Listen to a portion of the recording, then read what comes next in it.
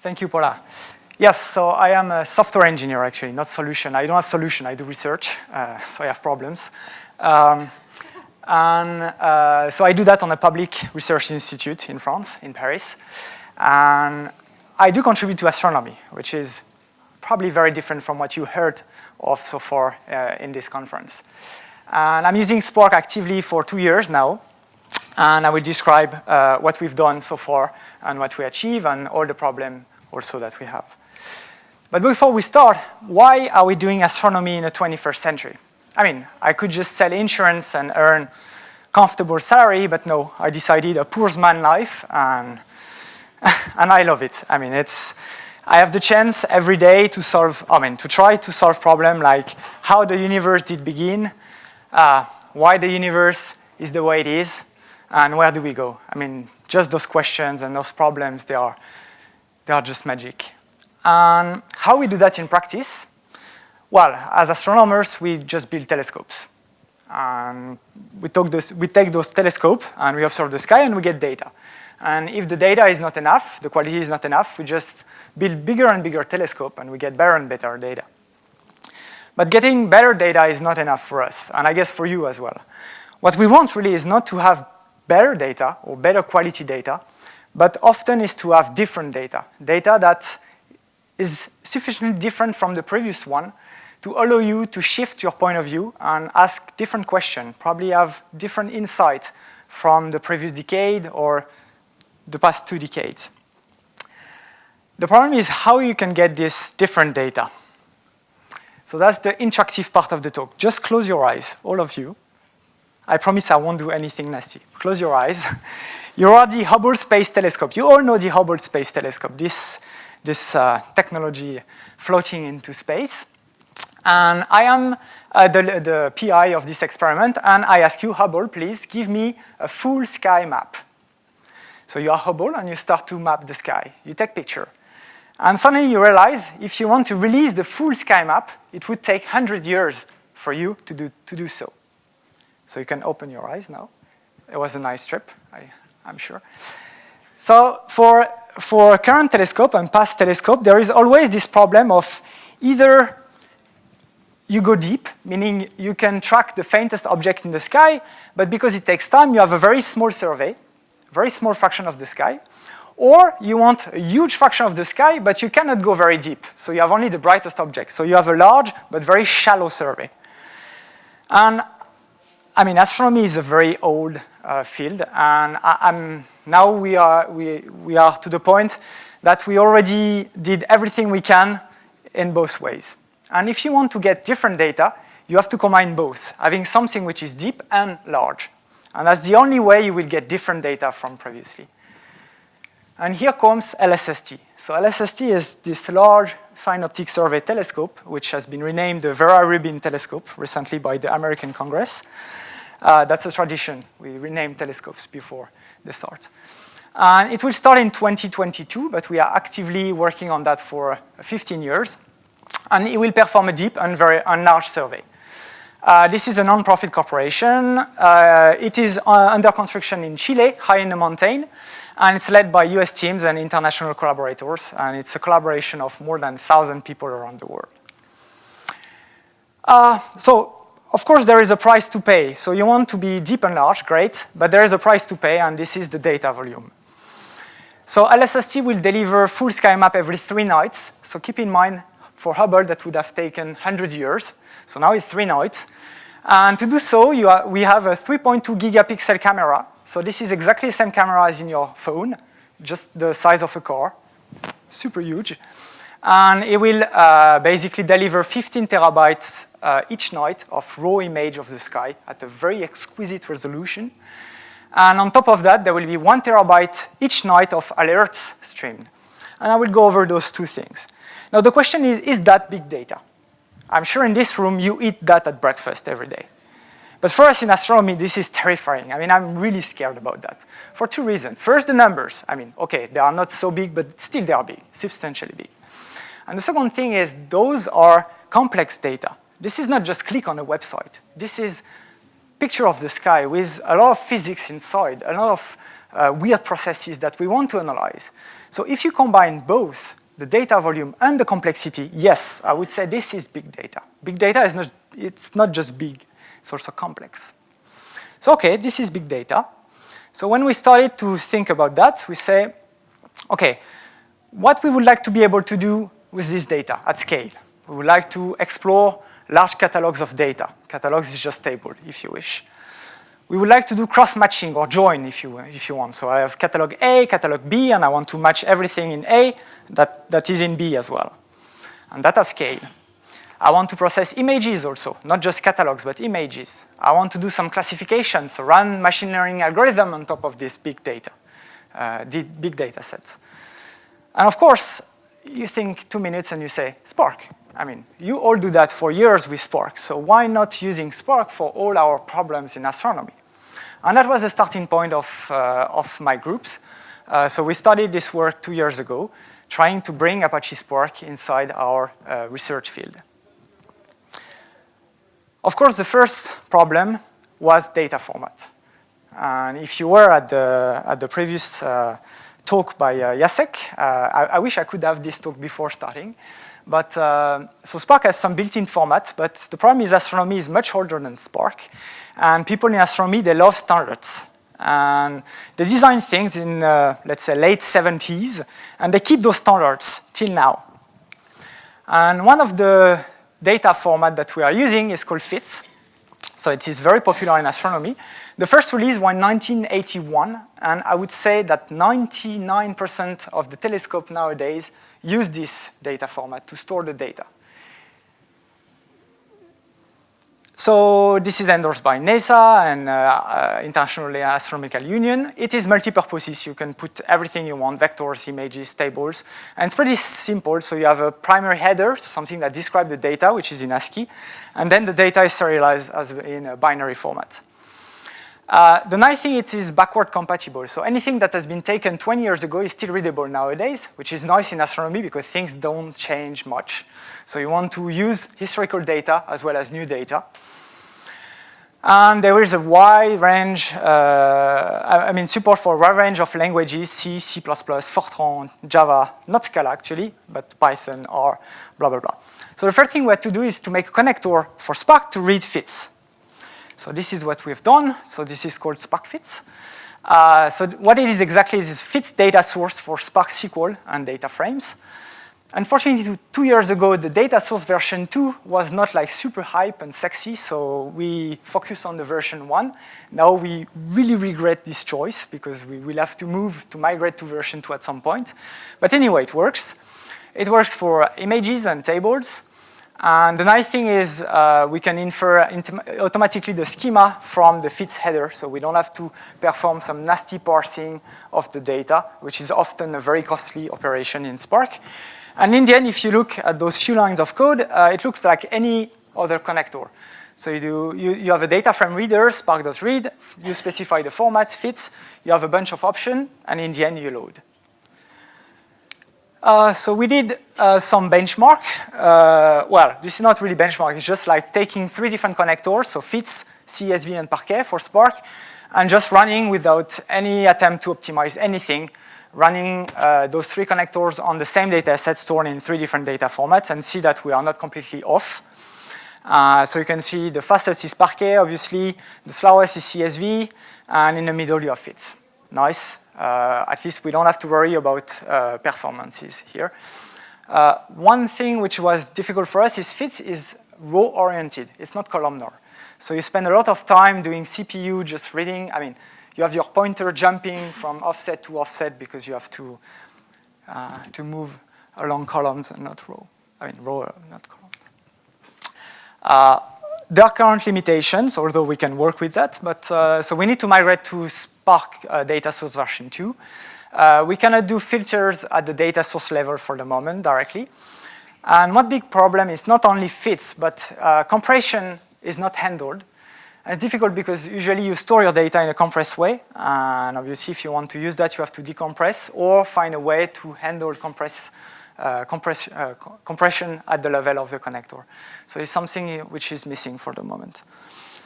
But this is working great. So now let's use that. So we went over the different libraries existing in Spark, and we say, well, can we find some libraries to manipulate geospatial data? So we went over the net, and we found many, like GeoTrellis, Magellan, GeoSpark, GeoMesa, all of which were very promising, like a lot of development went into those things. But the major problem is they were focusing on 2D maps. I mean, Earth projection, for example. And that was not enough for us. I mean, you can see from this picture that the life in 2D is very different from the life in 3D. You cannot see exactly the same thing. And we really need the third dimension. I mean, something in 3D, and not only in astronomy, but in particle physics, in meteorology, or I'm sure you also need that. And there are not many things. And if you heard of a very good library, I mean, please tell me. So we decided to build this Spark 3D library, which is just an extension of the Spark SQL module. So it's based on Spark SQL, and what it does three different things. One is a focus on partitioning the data. So usually your data come unstructured, and you want to reshuffle the data and apply some partitioning, some new partitioning to describe better the data or to gather neighbor data. And for that, we implemented, for example, things like trees, KD tree or octree, or shells if you work in spherical symmetry. Then once you have repartition of data, you want to run queries, fast queries on your data, and we have many of those spatial queries to do data mining. You can run k nearest neighbor, join, spatial join. Well, this is still proof of concept, but dbScan, which is a clustering algorithm in 3D here and distributed with Spark. And the typical usage that we have in the team is on million or billion rows. And it works well. And the third thing is visualization. So in the end, you run things, but you want to visualize. And visualizing things in 3D is super not obvious. And we are working on this client-server architecture things where you have your Spark job running on the server and the display on the client directly, either a web browser or some application, Java application, or WebGL things running directly on the client. So these are development ongoing. I'm a researcher, so I'm keep researching, never delivering solutions. Well, during this project, we face a very difficult and nasty problem, which is the repartitioning problem. So as I was saying, usually data comes unstructured. And first thing you say is, well, okay, let's repartition the data. The problem is repartitioning is very costly, very long, and usually everything breaks. So if you do like the most naive, if you use the most naive way, if you have n partition, the complexity of repartitioning is n squared, because everybody has to talk with everyone. So it's quadratic, basically, behavior.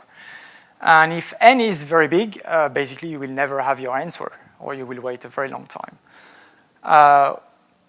And the second thing is usually you express your partitioning not in an easy way. It's not just like, okay, I have a column with keys and I will repartition reading key 1, 2, 3. Usually it's a very complex thing in physics. You have a model, for example, and you want to apply this model to your data, extract new partition number, and from this new partition number, repartition the data set. But for that, you have to use UDF, user-defined function in Spark. And for a very long time, they were very inefficient. Especially that we are using Scala and Python, but the moment I'm talking to a physicist, I have to use Python. They don't want to hear about Scala. So in Python, for a very long time, UDF were very inefficient. And now with Pandas UDF, it's much better, but still, it's not very fast. So we are working in this area to try to see how we can improve things. Also serialization, deserialization, there is a lot of work, I think, to be done to improve how things are serialized and deserialized at the cluster level. And all of that will improve the partitioning, I hope, in the future. Okay, all of that was for historical data. There is a completely, well, different things within astronomy, which is also looking at what's happening right now in the sky. And what I mean by what's happening right now is if I take my telescope now, I take a picture, and if I take the same picture 10 days after, things will have probably changed. And I want to see those changing things right now. to see whether there is not something like very interesting, like a supernova, for example, which is a star explosion. Or imagine you've heard about these black hole things recently. Yeah, it's pretty exciting. So you have, for example, a black hole and a neutron star merging, and there is a counterpart which is emitted, so some light which is emitted, and you want to see this light, for example, to try to understand from the gravitational waves point of view and from the electromagnetic point of view way. So that's you want also to do some microlensing, so if Nobel Prize also, exoplanets. So you have a star and you have an exoplanet orbiting around.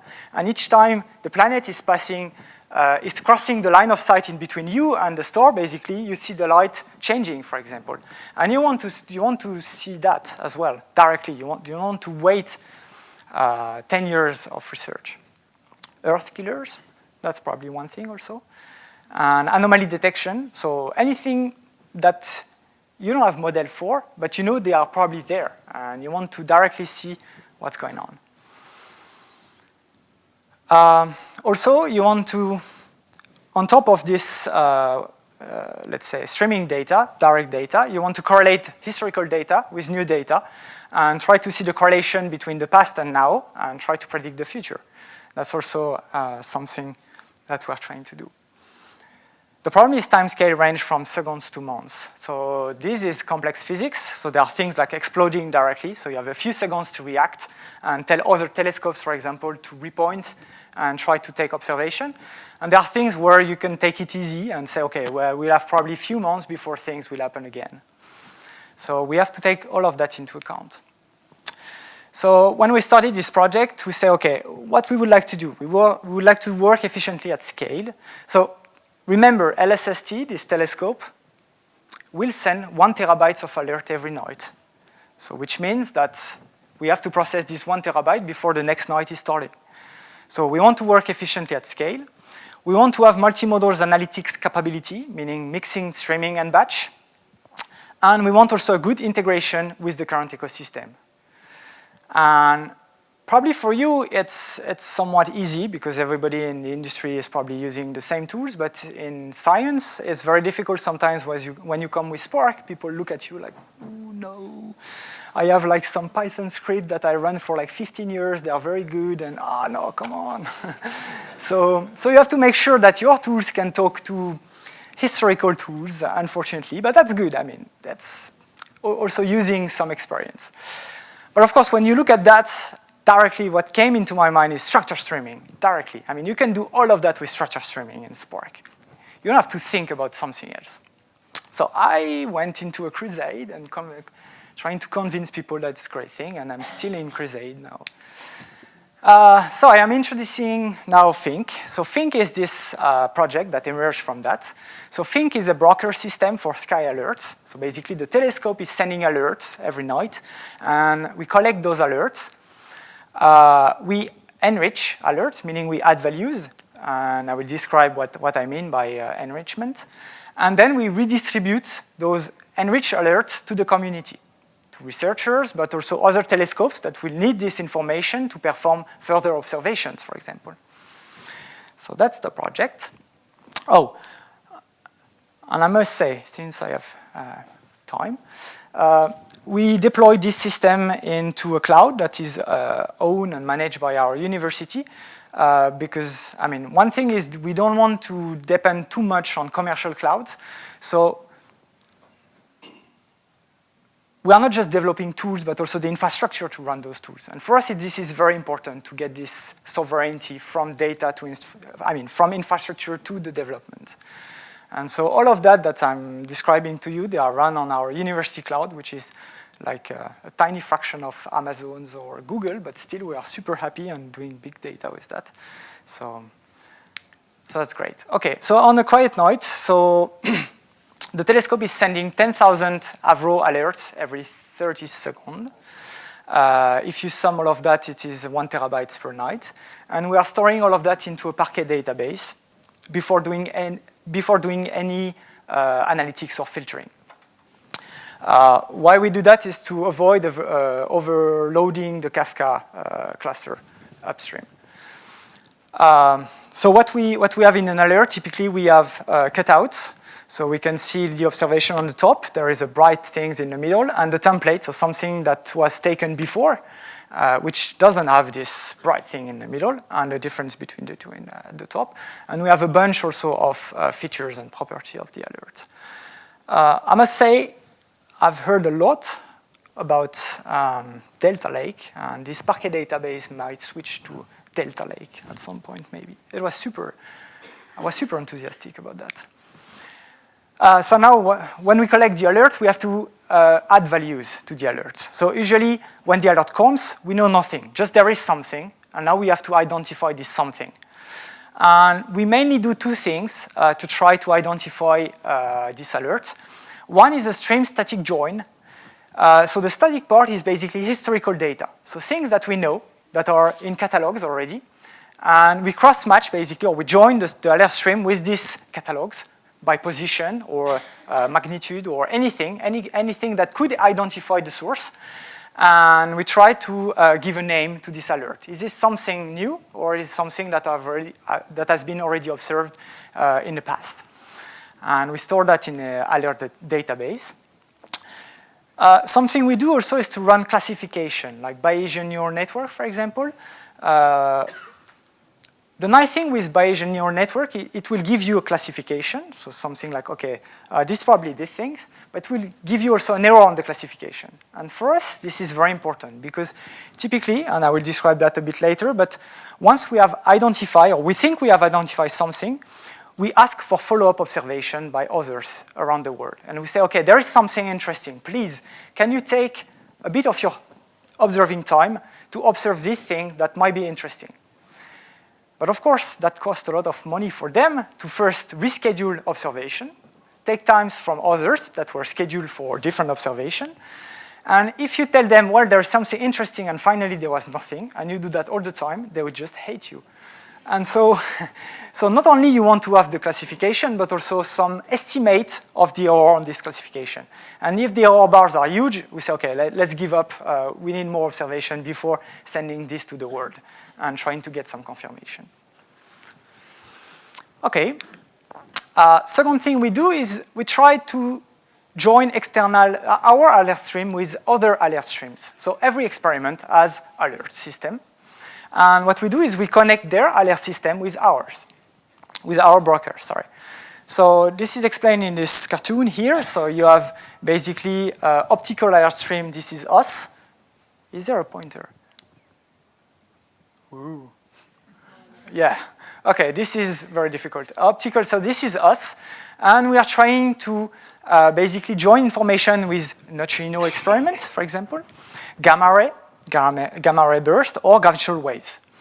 So obviously, if those experiments are looking at the same moment at the same place, you have basically different information from the same object. So this is the different data I was talking about at the beginning. So this is a way of getting different data, joining different probes. So you are seeing the universe through different glasses, basically. And thanks structure streaming, this is sort of easy to do. So Spark does most of the hard work. So you can define watermarks delay, basically, so how long you want to wait for those different streams to get a match. Also, if everything crashes, you get stream position recovery sort of easily. But it cannot do everything. So if you have large delays, for example, or false positive, you still need humans, and I justify my salary, to take decision at some point. One of the most difficult things as well was, well, probably you are very familiar with Kafka, everybody uses Kafka, blah, blah, blah. This is not true in science. I mean, Kafka is quite new, and those guys, neutrino or gamma ray, they probably have their own system for transport, for information transport, which is not Kafka, which is something completely different. And the problem is we have to adapt or deploy new connector for structure streaming in order to be able to read all of those data. And this is ongoing development, so we are not yet connected to all of them for the moment. The hero's return. So a big piece of our processing is based on something that we call adaptive learning. So one of the biggest problems for us is we have machine learning algorithm, great. But for the training, what we use is historical data. But historical data, they were taken by different telescopes, less powerful telescopes, and telescope with probably different calibration as well. So the training data set is definitely not representative for what we have to do. And especially it is very small compared to the flux of data that we receive. And so we have to find a way to increase the training, otherwise we'll not detect anything or get wrong answer. And adaptive learning is a solution to that. So what it does is basically, so we train our algorithm first. It is very bad. We try to identify candidates. And there are two sorts of candidates. Candidates that will try to fill the parameter space that we have. So we know that the parameter space at the beginning is full of holes. We have only a few points there and there. But the algorithm is capable of saying, okay, if you give me the class for this point here, that will be a huge added value next time you will train your model. So that's the first thing. And the second set of candidates are the one which will give you the most physical information as well.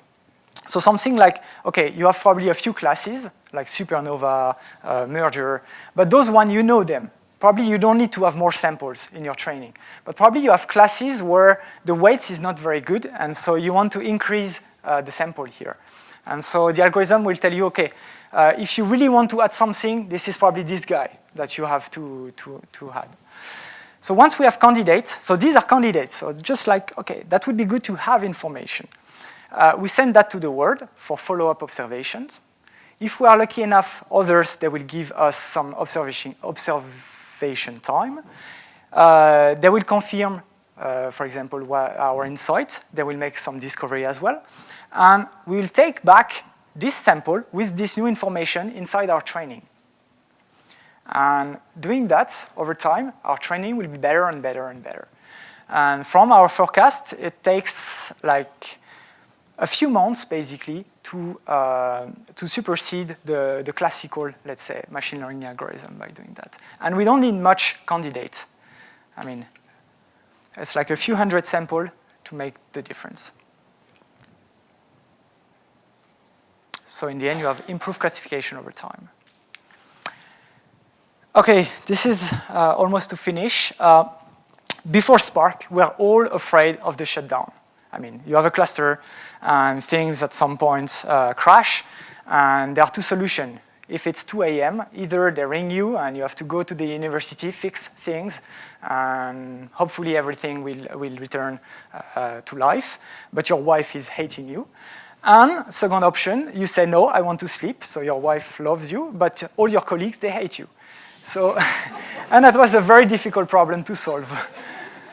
Fortunately, now we have Spark, and most of the problem now, they are dealt by Spark. So typically for us, what does it mean missing a night? That means missing 14 million alerts, 1 terabyte of data, probably many discoveries or many things that we won't discover. But now with Spark, 1 night of data, basically on 3 machines, we are really poor. On 3 machines, it's like 100 minutes to collect back everything and run all the processing. So it's like super fast. So there is no problem. And however, yes, limiting factor for us is the number of machines that you dedicate to that and the network. I mean, it's, at some point, if you miss a night, even though you have many, many machines, you have just 1 cable in between the US and Europe, so you have to wait. Okay, it's to finish. Some lessons that we've learned in this different project. First of all, when you are dealing with streaming, you have to deal with offsets, offset of the stream, so where you are at any given time. There is still a debate in the team whether we should store the offset manually or let Kafka or Spark doing that. To me, it's still not obvious. We couldn't find the perfect solution. There are advantages and disadvantages both. If you have some insight, please come to me. I would be very interested in hearing what you have. 10 minutes, great. I have 1 slide. Plenty of questions. Schema evolution. So the thing is, so we receive alerts, we collect alerts. Those have a really fixed schema. okay? But then we add values, and this added value, it can evolve through time. And over time, we'll add new columns, for example, and the outgoing schema, so the schema, the alerts that is sent to the world, is evolving through time. And the problem is how to store that in an easy way.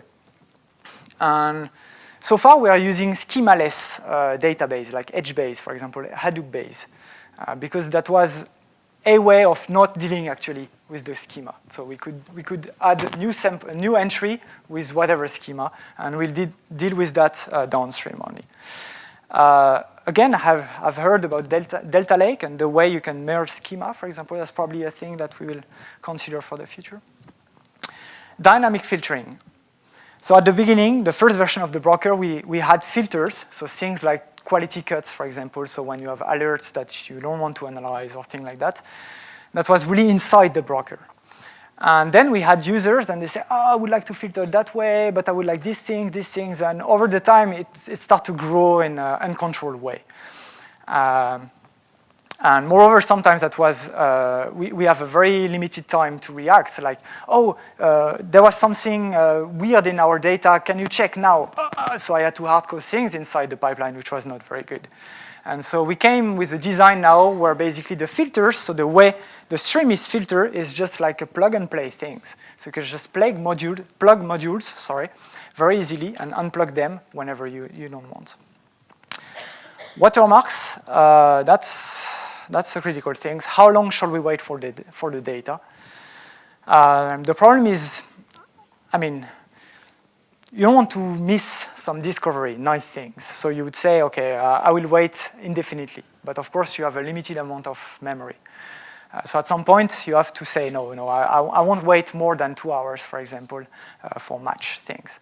And we came up with this solution that after 2 hours, we just don't give up, but we switch to post-processing, meaning like all the alert is still recorded somewhere in the database, and if someone wants to check or do some, let's say, join with the stream, he can do that on his own, directly working on the database for post-processing. So, but that means that someone has to go and work directly, otherwise it's lost. And communication. Using common communication protocols and data format is very important.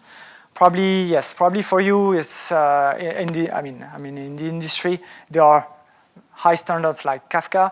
For us, it's very difficult. Everybody has different things, so we are trying to unify and or to find some common basis for communication.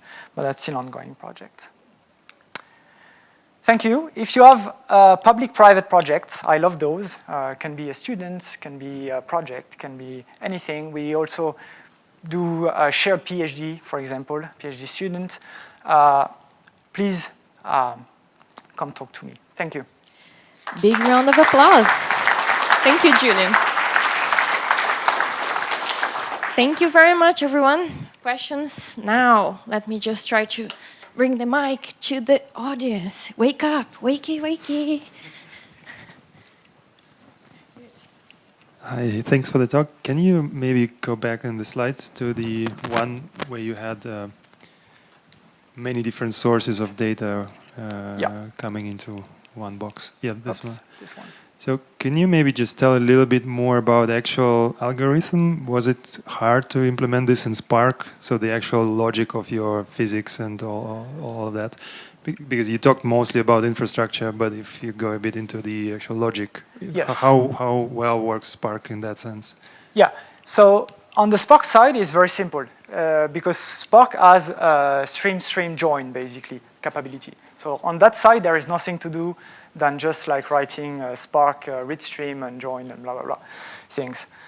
So that's not difficult. Now the question is what is triggering your match, basically? And that you need to talk to the different teams. So it can be a match in position, so that's very simple. So you say, well, okay, I have an estimate of the position for each of them. You give some errors as well, and you say whether this is within a bounding box, basically, trigger the match. Or you can do more fancy things. trying to infer what could happen. If I am something in this channel, I can infer also what could happen in this one or this one, for example. But that is definitely not implemented for the moment. So we are just doing stream-string join based on position or magnitude for the moment. So there is no complex logics yet. Any other questions? Yay, good. Here I go. So I'm curious, how do you represent a two-dimensional image in a data frame that is basically a one-dimensional table? Where did I talk about images? Fits. Yes, good. Fits images. Yeah. Yes, so here. So basically it's very simple. It's each entry, so the data frame is a single column data frame. This column is called images, and each row is an image.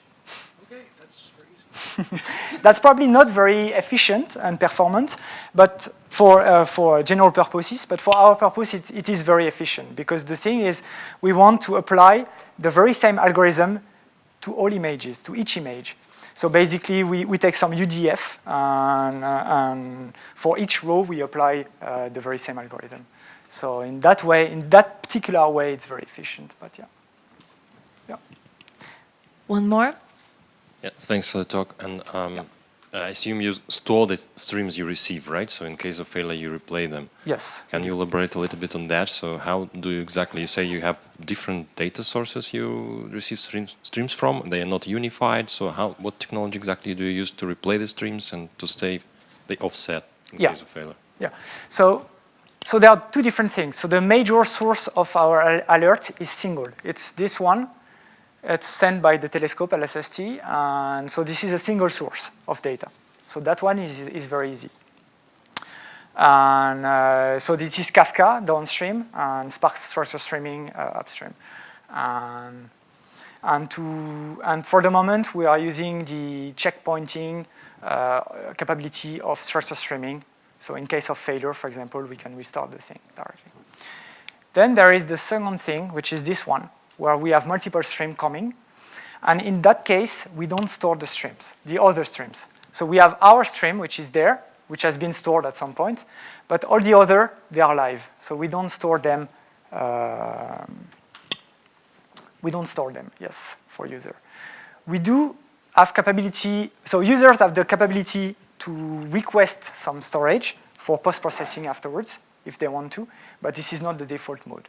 The reason is it would be too big to store all of those things, and we don't have enough storage space. Yep. More questions? If you have time, yeah? Hello, thanks for the talk. How long do you need this infrastructure, this particular instance, to run? For example, when we build something at work, chances are we'll replace it with something better in 3 years and fully move off everything in 5 years.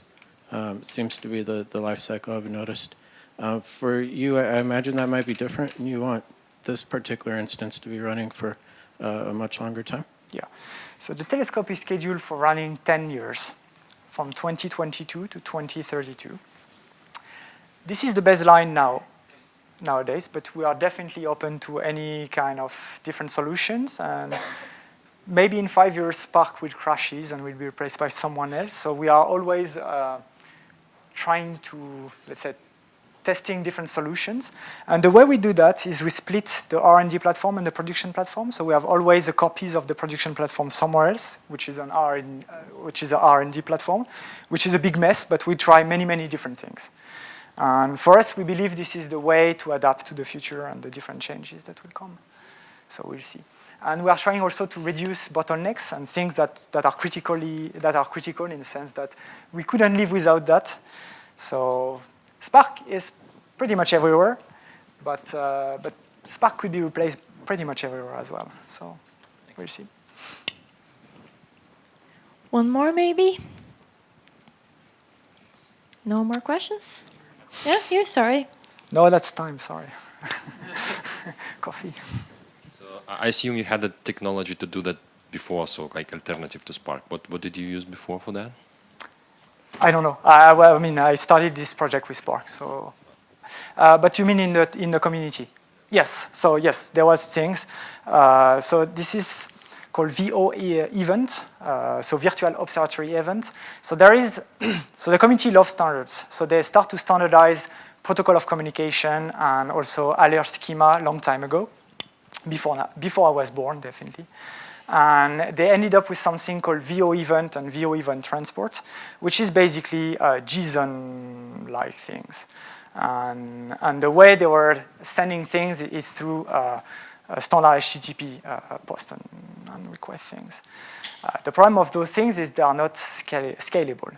So you are sending things that is not compressed. So this is just JSON, raw JSON things over the net. So yeah, that's why we switch and we decided to switch to Kafka and Spark at some point. All right, thanks everyone. Thanks Julien again. Don't forget to actually fill the survey.